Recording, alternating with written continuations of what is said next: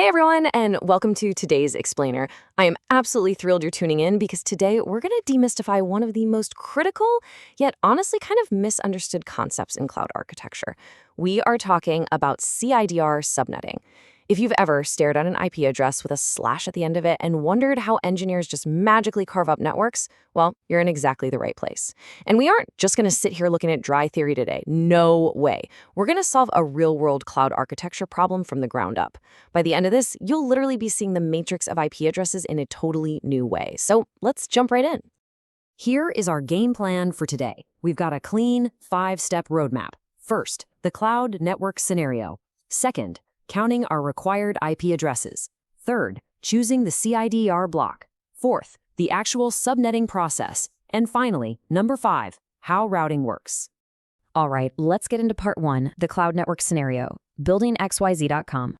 So picture this. You are the lead cloud architect for xyz.com, and you've been tasked with setting up their virtual private cloud. They have a very specific demand. They need 2 completely distinct environments. On one side, they need a public subnet for their web app. This needs to be accessible to everyone on the internet.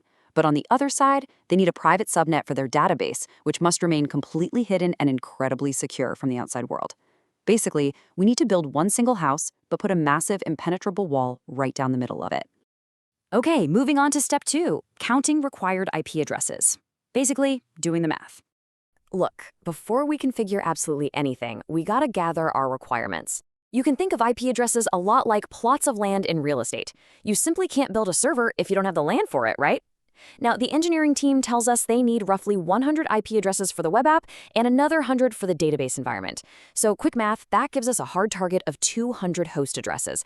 Everything we do from this point forward is entirely driven by needing to comfortably house these 200 virtual machines. Which brings us right into step 3. Choosing the CIDR block, or what I like to call the Goldilocks selection. Since we know we need 200 plots of land, we've got to find a neighborhood that is exactly the right size. Now remember, an IPv4 address is exactly 32 bits long in total. If we look at a /25 network, that leaves us 7 bits for hosts, giving us 128 IPs. Honestly, that's just too small for our 200 requirement. On the flip side, a /23 gives us 512 IPs, which, well, that's just massively over-provisioning and wasting hundreds of addresses. So we play Goldilocks. We land right in the middle with a /24, which perfectly accommodates our requirement with exactly 256 addresses. Just right. So here is the absolutely crucial takeaway. We are going to use a base network of 10.10.0.0/24. Thanks to that /24, we have exactly 256 total IP addresses to play with in our new neighborhood.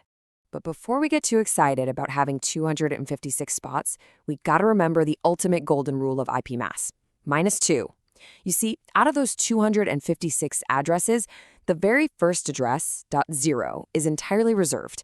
It's used to identify the network ID itself. And the very last address, .255, that one is reserved as the broadcast address for the whole network. So in reality, we have 254 usable addresses. But hey, that is still plenty of room for our 200 server requirement. All right, let's dive into step 4, the subnetting process. Get ready, because this is where the magic trick happens. To pull off this trick of slicing our 256 address block perfectly in half, you have to memorize one absolute mantra: never touch the network bits. Seriously, if you accidentally flip a bit in the network portion, your data could literally end up halfway across the world. Because we have a /24 network, it means the first 24 bits are completely locked down, totally off limits. We cannot touch them. So how do we actually manipulate the bits we are allowed to touch? Step 1, we lock those 24 network bits in place. Step 2, we focus all our attention entirely on the remaining 8 host bits sitting right there in the final octet. And step 3, well, here's the magic. To split the network perfectly in half, we simply borrow the very first bit of those 8 host bits. If we force that borrowed bit to be a 0, boom, it creates one half of the network. If we flip it and force that bit to be a 1, it creates the other half. By toggling just that single bit, we neatly slice our 256 addresses into 2 perfect halves of 128. Let's see what this looks like when we build our actual ranges. Over on the left, where we fix that bit to 0, we get subnet 1. It spans from 10.10.0.0 all the way up to .127. That's our first 128 addresses, and this is going to be our public subnet for the web app. Over on the right, where we fix the bit to a 1, we get subnet 2. It picks up exactly where the first one left off, starting at 10.10.0.128 and going all the way to .255. That is our remaining 128 addresses, which will become our highly secure private subnet for the database. So here is our final technical configuration for the boundaries. And keep in mind, just like our big network, each of these new smaller subnets has its own -2 rule. Subnet 1 uses .0 as its ID and .127 as its broadcast. Subnet 2 uses .128 as its ID and .255 as its broadcast. So after we subtract those out, we're left with 126 truly usable addresses in each subnet. That perfectly covers the 100 addresses we needed for the web app and the 100 we needed for the database. Mission totally accomplished on the design front. Which brings us to our final step, Section 5, how routing works, or directing all that traffic. Because, building the network is really only half the battle. To the outside world, this just looks like one big block of IP addresses. So picture this. A data packet arrives at our virtual private cloud from the internet, and it hits our router. How on earth does the router instantly know whether to send that packet to the web app subnet or the database subnet? Well, the secret sauce here is the subnet mask, and a neat little mathematical filter. See, because we borrowed one of our host bits to create our 2 subnets, our overall mask shifts from a /24 to a /25. Now, in standard decimal formatting, a /25 ends in .128. The router takes this mask, 255.255.255.128, and it performs what is called a binary AND operation against the incoming IP address. Basically, it just uses the mask as a filter to strip away the noise and reveal the destination's true subnet ID. Let's actually watch this logic in action. Say a packet arrives destined for 10.10.092. The router runs its AND operation against the mask, which is .128. Because 92 is less than 128, the math results in a 0. The router immediately goes, .0. This belongs to subnet 1, and it routes it perfectly to the web app.